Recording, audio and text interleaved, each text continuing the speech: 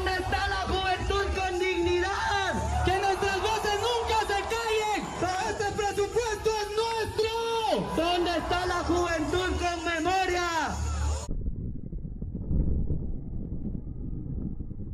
They speak Spanish, of course, as most of them are of Spanish descent. In fact, most of the people of Guatemala are not of Spanish descent. They're indigenous Mayan people and very poor. In the 1950s, 2% of the population of Guatemala controlled the natural wealth in collusion with giant US corporations like the United Fruit Company, which dominated banana growing. On the board of United Fruit was John Foster Dulles, who happened to be US Secretary of State. His brother Alan happened to run the CIA.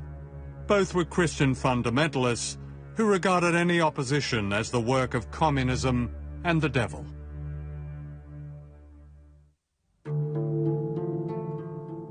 In 1950, this man, Jacobo Arbenz, became the first Guatemalan leader to be democratically elected by a majority of his people, who saw in him the hope of social justice. He was the Hugo Chavez of his day. What was going on in Guatemala is that there was a democratically elected president in 1950, Jacobo Arbenz, who sought to institute a series of New Deal-style reforms in which the state had a greater role in both developing the economy and redistributing wealth. And the centerpiece of that was a land reform. Arbenz was far from radical. His land reform policies were modest. But Washington was having none of it. Howard Hunt was then working for Alan Dulles' CIA. So they said a decision has been made at the highest levels of our government to rid Guatemala of the Arbenz regime, and we would like you to participate in it. You will be the chief of propaganda and political action.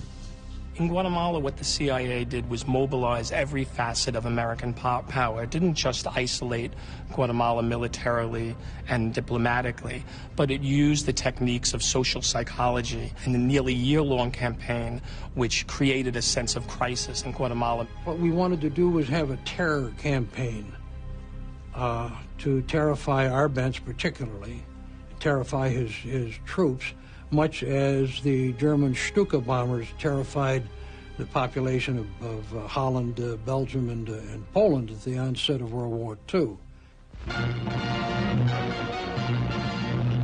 And that's what they did, so that the United States could control the economy of Guatemala, destroying the dreams of its people. We sowed confusion through the countryside. And of course, by this time, we had aircraft flying over and dropping leaflets and doing a little harmless bombing. A little harmless bombing and a CIA terror campaign cost thousands of lives.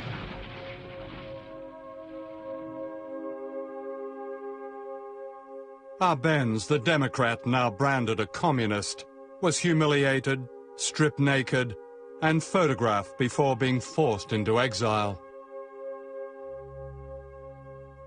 Richard Nixon, then Vice President of the United States, flew in to congratulate the new dictators. That Guatemala is going to enter a new era in which there will be prosperity for the people together with liberty for the people. General Rios Montt was to be one of Washington's faces of liberty. During his time as president in the 1980s, thousands of people were murdered by death squads, most of them indigenous men, women, and children.